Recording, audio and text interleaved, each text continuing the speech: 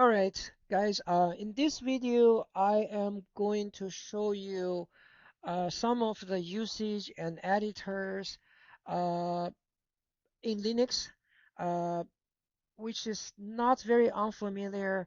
Uh, most most of us, we have seen this PyCharm. I can also use this for Java development. So I use this PyCharm for both Python and Java Spring Boot development. Um, so also I maintain my website, this HTML with the styling, CSS stylings. That's HTML file points to a MD file, which is a markdown file. So markdown files are these files. For instance, this is the file that we are looking at right now for the Linux ref. And you can see that it's Linux underscore CMD HTML. And and if you press this left shift button twice, you're going to get this quick search. And I type Linux underscore CMD. You can see that my markdown file is here. And the container file of the HTML, I just feel like this is very interesting, and I'll show you. This is also generated from one of the um, a textual blog system that I wrote using Python. So my Python is going to generate all this HTML from a template for me automatically, and um, and that will point to this MD Markdown file and apply all the CSS as you can see. And these are the JavaScript files with, JavaScript we'll talk about in a different tutorials. But I'm just going to give you a heads up in this class. So these files will give me a basic, minification of JavaScript, and also it will uh, do a little bit encryption. And like you can see, this is used for a styling for my Markdown file. And Brent, this is a JavaScript to generate this. I think AI did that for me automatically. So I use everything pretty much using AI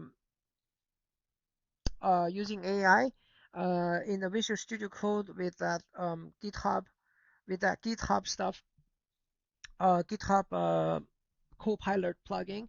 So this is how I do it, and I do spot that I have a typo or format issues right here. So I'm gonna locate that MD file which is here, and I'm gonna do this. I will do on my keyboard, I will do Control C to copy it, and cutting here, I'm gonna do Control F. You can see this search bar. I do a Control V.